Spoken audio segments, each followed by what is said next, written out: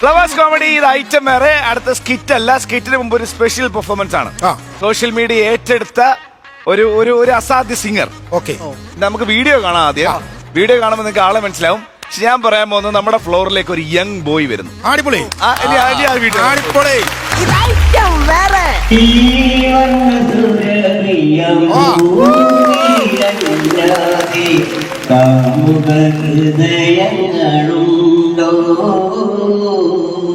ചന്ദ്രികയുണ്ടോ സന്ധ്യകളുണ്ടോ ഗന്ധർവഗീതമുണ്ടോ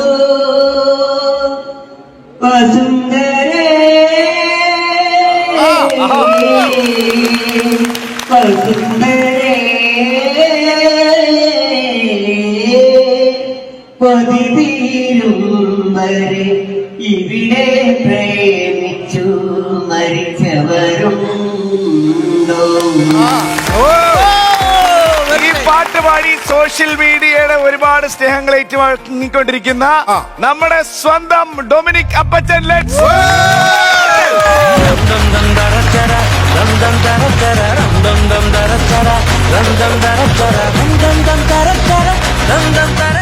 അപ്പോ ഇതാണ് നമ്മുടെ സ്വന്തം ഡൊമിനിക് അപ്പച്ചൻ. അടിപൊളി. ഞങ്ങൾ ഇവിടെ ഇരിപ്പുണ്ട്. ഉഗ്രം പാട്ടായിരുന്നു കേട്ടോ. അതിന് ആദ്യം ഒരു ഉഗ്രം കൈഡ് തരികയാണ്.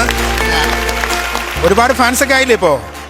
അല്ല, സോഷ്യൽ മീഡിയ കിട്ടിയതിൽ കൂടുതൽ ഇനി കിട്ടാൻ പോവുകയാണ്. തീർച്ചയായിട്ടും. അപ്പച്ചൻ ഒരുപാട് സംസാരിക്കത്തില്ല. അപ്പൊ അപ്പച്ചൻ ഒരു പിന്നെ കൂടെ ഒരാൾ വന്നിട്ടുണ്ട് അപ്പച്ചന്റെ. അദ്ദേഹത്തെ കൂടെ ഞാൻ ഇങ്ങോട്ടേക്ക് വിളിക്കട്ടെ. ഒരു നല്ല ഗൈഡ് കൊടുക്കാം. Let's welcome Peter writer.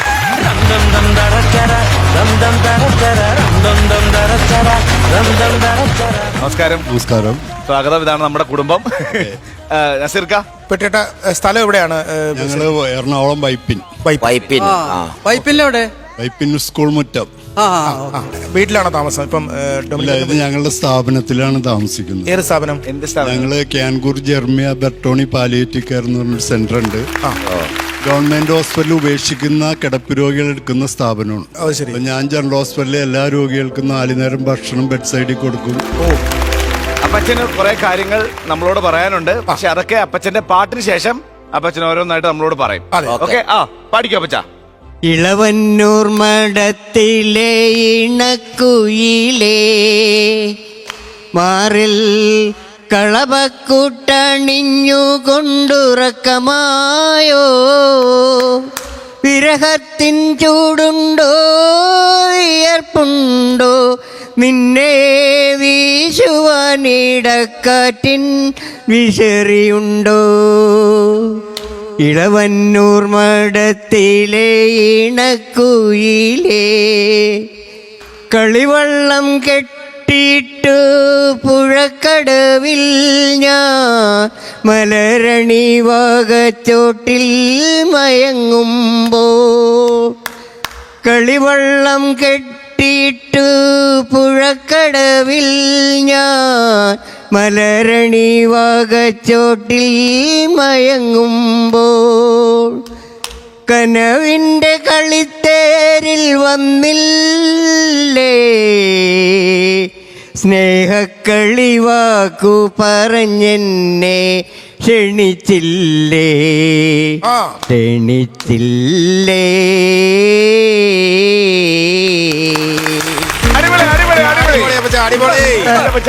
അപ്പച്ചൻ നല്ല കൈ കൊടുത്തേ. അപ്പച്ചന്റെ മനസ്സിലൊരു പ്രണയം കിടന്ന് തുടിക്കുന്നുണ്ടല്ലോടാ. പാടുന്ന പാട്ടുകളല്ലാതാണല്ലോ. എങ്ങനെ തോന്നിയെങ്കിൽ എന്തേലും ഉണ്ടാവും. ഉണ്ടോ ഒരു പ്രണയം ഉണ്ടായിരുന്നു മനസ്സില്? അപ്പച്ചന്റെ ചിരി മതിയില്ലോ പ്രണയിക്കാൻ തോന്നുമല്ലോ. അല്ല, ഞാനൊരു കാര്യം പറയാം. ഇപ്പൊ ഇത്രയും ഭംഗിയുണ്ടെങ്കിൽ ഒരു 18 വയസ്സ് 20 വയസ്സിലൊക്കെ ഡൊമിനിക് അച്ചാച്ചന് അമീർ ഖാൻ ആയിരുന്നു. അമീർ ഖാൻ എന്തേലും ഒരു പ്രേമം ഉണ്ടോ? പറഞ്ഞ പ്രേമം ഉണ്ടായിരുന്നോ മുമ്പ്? അത് ആരുമായിട്ടായിരുന്നു? അതാരുമായിട്ടാണെന്നൊന്നുമില്ല. അല്ല അല്ല ഇല്ല. എന്നാലും അപ്പച്ച നമ്മുടെ ഒരു മനസ്സിൽ ഏറ്റവും കൂടുതൽ ഇഷ്ടപ്പെട്ട ഒരു പ്രണയം ഏതായിരുന്നു അപ്പച്ചന്റെ? പറ. ഏതാണ് ഇളവന്നൂർ മഠത്തിലെ ഇണക്കുവിൽ ഏതായിരുന്നു? ഞാൻ ലിസ്റ്റ് എടുക്കാൻ മറന്നുപോയി. ഞാനിപ്പോ ഏത് ഇണക്കുരുവിയെ പറ്റി പറയുന്നതാണ് അപ്പച്ചൻ. അപ്പച്ചന്റെ മനസ്സിൽ ആ ഇണക്കുരുവിയെ പറ്റി അങ്ങോട്ട് പറഞ്ഞു കൊടുക്കുക, അവര് കേൾക്കാം. അതെ അതെ അതെ അതെ. ആ ചന്ദ്രകളഭം ചാർത്തി ചാർത്തി ഉണരുന്ന ഒരു തീരത്ത് നിങ്ങൾ കണ്ടുമുട്ടി. ഏത് തീരം? അപ്പച്ചാ പറ. ആ മനസ്സിലുള്ള പ്രണയം ഞങ്ങളോട് പറ. ആരായിരുന്നു? ധൈര്യമായിട്ട് പറഞ്ഞോ. എവിടെയായിരുന്നു? എവിടെ വെച്ചായിരുന്നു? ഒരു രാജമല്ലി വിടരും. വേണ്ട, അപ്പച്ചൻ പാടി നന്നായിട്ട് വെച്ചേക്കുമല്ലേ? Mood create. Sorry bro. ആ അപ്പച്ചന്റെ മനസ്സിൽ അങ്ങനെ ഒരു പ്രണയം ഉണ്ടായിരുന്നു. ഞങ്ങൾക്ക് അങ്ങനെ ഫീൽ ചെയ്യുന്നു. ഉണ്ടായിരുന്നു. അത് പറ. ഉണ്ടായിരുന്നു. അതാരായിരുന്നു? ഏത് പ്രായത്തിലായിരുന്നു അപ്പച്ച? അത് വീടിനടുത്ത് തന്നെയുള്ള കുട്ടിയാ. വീടിനടുത്തുള്ള ഒരു കുട്ടിയായിരുന്നു. പേര് ഓർമ്മയുണ്ടോ? പേര് വേറെ ഓർമ്മയുണ്ട്. ഓർമ്മയുണ്ട്, പറയാൻ പോകില്ല. പേര് നമ്മൾ പറയാം. വേണ്ട. അന്ന് മറ്റേ പ്രണയലേഖനം എഴുതി കൊടുക്കണോ അല്ലെങ്കിൽ നേരിട്ട് പറയണോ? എഴുതി കൊടുത്തില്ല, നേരിട്ട് പറയേ. എഴുതിയൊന്നും കൊടുത്തില്ല, നേരിട്ട് പറഞ്ഞു. നേരിട്ട് പറഞ്ഞപ്പോ എന്തായിരുന്നു? അപ്പൊ തന്നെ ഇഷ്ടമാണെന്ന് പറഞ്ഞു, അതോ കുറച്ച് സമയം എടുത്തു അപ്പച്ച? കുറച്ച് സമയം എടുത്തു. അപ്പച്ചൻ ഏത് പാട്ടാ ആദ്യമായിട്ട് പാടിക്കൊടുത്ത് ആ പ്രേമിക്കുന്ന ആൾക്ക്? സുമംഗലി. എല്ലാം പ്രണയ പാട്ടുകളാണ്. അവര് രണ്ടുപേരും പാടപ്പച്ച. രണ്ടുപേരും കൈയടിക്കോടാ. അപ്പാട്. സുമംഗലി നീ ഓർമ്മിക്കുമോ സ്വപ്നത്തിലെങ്കിലും ഈ ഗാനം ഒരു ഗൽഗതമായി മനസ്സിലലിയുന്ന ഒരു പ്രേമ കഥയിലെ ദുഃഖഗാനം. സുമംഗലി നീ ഓർമ്മിക്കുമോ സ്വപ്നത്തിലെങ്കിലും ഈ ഗാനം.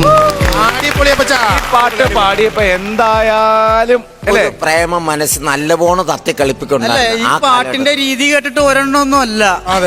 അപ്പച്ചനെ ആദ്യം തന്നെ പറഞ്ഞല്ലോ, ഒന്നൊന്നും അല്ല. അടുത്തത് പിന്നെ 1000 പാസരങ്ങൾ കിളിങ്ങി അല്ലിയാമ്പൽ കടവിലെന്നരക്കി വെള്ളം. അല്ലിയാമ്പൽ കടവിലെന്നരയ്ക്കു വെള്ളം അന്നു നമ്മളൊന്നായി തുഴഞ്ഞില്ലേ പൊതുമ്പുവെള്ളം നമ്മുടെ നെഞ്ചിലാകെ അനുരാഗ കരിക്കിൻ വെള്ളം നമ്മുടെ നെഞ്ചിലാകെ അനുരാഗ കരിക്കിൻ വെള്ളം. മതി അടിപൊളി അടിപൊളി. 1000 പാദസ്വരങ്ങൾ കിലുങ്ങി ആലുവ പുഴ പിന്നെയുമൊഴുകി ആരും കാണാതെ ഓളവും തീരവും ആലിംഗനങ്ങളിൽ ഒഴുകി ഒഴുകി 1000 പാദസ്വരങ്ങൾ കിലുങ്ങി. ഇപ്പൊ മൊത്തം പാട്ട് കേട്ടപ്പോ ഒരു കാര്യം മനസ്സിലായല്ലോ. നല്ലൊരു പ്രണയം മനസ്സിൽ കിടന്ന് തള്ളിക്കളിക്കുകയാണ്. വീട്ടേട്ടൻ പറ, ആരായിരുന്നു കാമുകി? പുള്ളിയുടെ ആദ്യത്തെ ഫസ്റ്റ് കാമുകി? അതൊന്നും എനിക്കറിയില്ല. അറിയില്ല. ഭാര്യയും 2 മക്കളും ഉണ്ട്.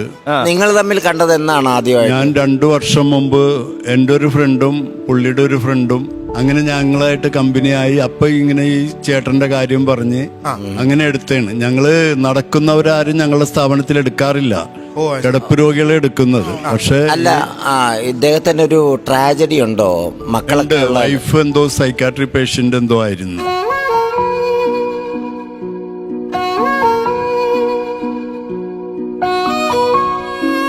മക്കളൊക്കെ എന്ത് ചെയ്യുന്നു? മക്കള് 2പേരും വിവാഹം കഴിച്ചു വിട്ടെന്നാ പറഞ്ഞത്. പിന്നെ അവരിപ്പോ എവിടെയാണ്? അവര് അവിടെ എവിടെയോ ഉണ്ട്.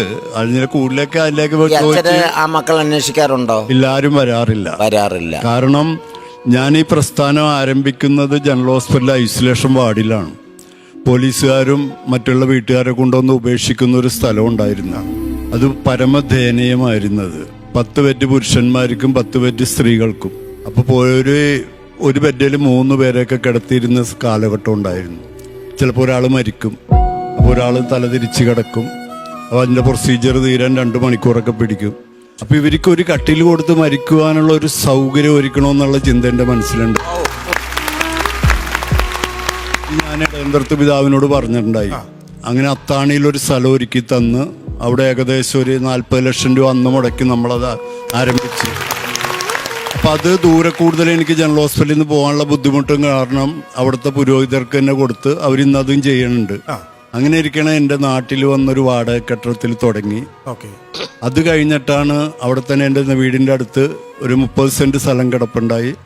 അത് 15 സെന്റ് ക്യാൻകൂർ വഴി വാങ്ങിച്ച് അവിടെ ഒരു 3 നില ബിൽഡിംഗ് വന്ന് താഴത്ത് ക്യാൻകൂർ ഡയാലിസ് ചെയ്യുന്നു. 8 മെഷീനുണ്ട്. ഇന്ന് 11,029 ഡയാലിസ് ഫ്രീ കഴിഞ്ഞ്. അത് ക്യാൻകൂർ, ലൂർദ്, റോട്ടറി ക്ലബ്ബ്, പിന്നെ അതിൻ്റെ 1ഉം 2ഉം നില തന്നിട്ട് നമുക്ക് പുരുഷന്മാർക്ക് ഞങ്ങളെല്ലാവരും കൂടി ചെയ്യുന്നു. അത് നിർബന്ധം ജനറൽ ഹോസ്പിറ്റലിൽ ഉപേക്ഷിക്കുന്ന ആൾക്കാർക്ക് വേണ്ടിയാണ്. നമ്മൾ ഈ ആയ കാലത്ത് ഓടി ഉണ്ടാക്കി മക്കൾക്ക് വേണ്ടി സമ്പാദിച്ച് വെച്ചിട്ട് ഈ മക്കൾ നമ്മളെ ഇങ്ങനെ കൊണ്ട് തള്ളുന്നത് എന്ത് അർത്ഥത്തിലാണ് എന്നൊന്ന് പറഞ്ഞ് മനസ്സിലാക്കി തരാമോ? കാര്യം എനിക്ക് മക്കളുണ്ട്, ഇവനുണ്ട്, ഞങ്ങൾക്ക് എല്ലാവർക്കും ഉണ്ട്. അത് നമ്മളുടെ മാതാപിതാക്കളുടെ കുഴപ്പം തന്നെയാണ് അല്ലേ? തന്നെയാണ്. ഓ, കാരണം അവരെ പഠിപ്പിക്കേണ്ടത് നമ്മൾ എന്താണെന്ന് മനസ്സിലാക്കിക്കൊണ്ട് അതല്ല പഠിപ്പിക്കണം. പിന്നൊരു നേഴ്സ്, ആ നേഴ്സിന് ചിന്ത മകനുണ്ടെങ്കിൽ മകളുണ്ടെങ്കിൽ ഡോക്ടറാക്കണമെന്നാണ്. നല്ലത് തന്നെ. സ്വന്തം മാതാപിതാക്കളുടെ ചെറുതിൽ ഓരാൻ പറ്റുമെങ്കിൽ മാത്രമേ ഡോക്ടറാക്കാൻ പാടുള്ളൂ. അതാണ്. അപ്പച്ചനിപ്പം മക്കളെ കാണാൻ ആഗ്രഹം പറയാറുണ്ടോ എപ്പോഴെങ്കിലും ഒക്കെ? കാണാൻ ആഗ്രഹമുണ്ട്, പക്ഷേ ഇവിടെ നിന്ന് എനിക്ക് പോകാൻ പറ്റില്ല. അല്ല, അപ്പൊ അവരെ അറിയിക്കോ? അവരെ അറിയിക്കാം. അവർക്ക് ഇങ്ങോട്ട് വരാം. അല്ല, അവർക്ക് ഇവിടെ വരില്ല. അച്ഛനെന്ന് പറ്റില്ല എന്ന് പറഞ്ഞാൽ പിന്നെ ഭാര്യ മെന്റൽ ട്രബിളുള്ള പിന്നെ കുട്ടിയാണ്. അപ്പൊ അതുകൊണ്ട് കുട്ടികൾ വന്ന് കാണുന്ന വെച്ചാലും ഇവളുടെ സമ്മതം ഇല്ലാണ്ട് വരാൻ പറ്റില്ല. അപ്പച്ചന് ആൺമക്കളാണോ പെൺമക്കളാണോ? രണ്ടും പെൺകുട്ടികളാ. ഇപ്പൊ എന്തായാലും നമുക്ക് ഡൊമിനിച്ചന്റെ വൈറലായ പാട്ടൊന്ന് കേൾക്കണ്ടേ ജീവ? അതെ, തീർച്ചയായിട്ടും. ഈ നിത്യഹരിതയാം ഭൂമിയിലല്ലാതെ മാനസ സരസുകളുണ്ടോ? സ്വപ്നങ്ങളുണ്ടോ? പുഷ്പങ്ങളുണ്ടോ? സ്വർണ്ണമരാളങ്ങളുണ്ടോ? വസുന്ധരേ വസുന്ധരേ മതിയാകും വരെ ഇവിടെ ജീവിച്ചു മരിച്ചവരുണ്ടോ? ചന്ദ്രകളഭം ചാർത്തിയുറങ്ങും തീരം, ഇന്ദ്രധനുസിൻ തൂവൽ കൊഴിയും തീരം, ഈ മനോഹര തീരത്തു തരുമോ ഇനിയൊരു ജന്മം കൂടി? എനിക്കിനിയൊരു ജന്മം കൂടി. അടിപൊളി. ഞങ്ങൾക്ക് എന്തായാലും ഒരു പ്രാർത്ഥനയേ ഉള്ളൂ. ശരിക്കും പിന്നെ കാണുന്ന അപ്പച്ചന്റെ മക്കളുണ്ടെങ്കിൽ എത്രയും പെട്ടെന്ന് വന്ന് അപ്പച്ചനെ കാണുക എന്ന് മാത്രമേ ഞങ്ങൾ പറയുന്നുള്ളൂ. ഞങ്ങളുടെ പ്രാർത്ഥനയും അതാണ്, അല്ലേ നസീർ? നമ്മളെ പ്രസവിച്ച് നമ്മളെ വളർത്തിയ ഒരു അച്ഛനെയും അമ്മയും ഒരു മക്കളും ഉപേക്ഷിക്കരുത്. ഒരു കാര്യം കൂടി ഈ അവസരത്തിൽ പറയാൻ ആഗ്രഹിക്കുകയാണ്. ഡൊമിനിക്കേട്ടനെ പോലെ പിന്നെ ബുദ്ധിമുട്ട് അനുഭവിക്കുന്ന ഒരുപാട് അപ്പച്ചമാരും അമ്മച്ചിമാരും ഒക്കെ പീറ്ററേട്ടന്റെ പിന്നെ സ്ഥാപനത്തിലുണ്ടല്ലോ. അപ്പൊ അവർക്ക് എന്തെങ്കിലും സഹായം ചെയ്യാൻ ആരെങ്കിലും നമ്മുടെ പ്രോഗ്രാം കാണുന്ന ആർക്കെങ്കിലും മനസ്സുണ്ടെങ്കിൽ നമ്മൾ പീറ്ററേട്ടന്റെ നമ്പരും ഈ ഒരു സമയത്ത് നമ്മളിവിടെ ഡിസ്പ്ലേ ചെയ്ത് കാണിക്കാം. നിങ്ങൾക്ക് അങ്ങനെ മനസ്സുണ്ടെങ്കിൽ പീറ്ററേട്ടനെ കോൺടാക്ട് ചെയ്യാവുന്നതാണ്. ഒരുപാട് അപ്പച്ചമാർക്കും അമ്മച്ചിമാർക്കും അതൊരു ആശ്വാസമായിരിക്കും.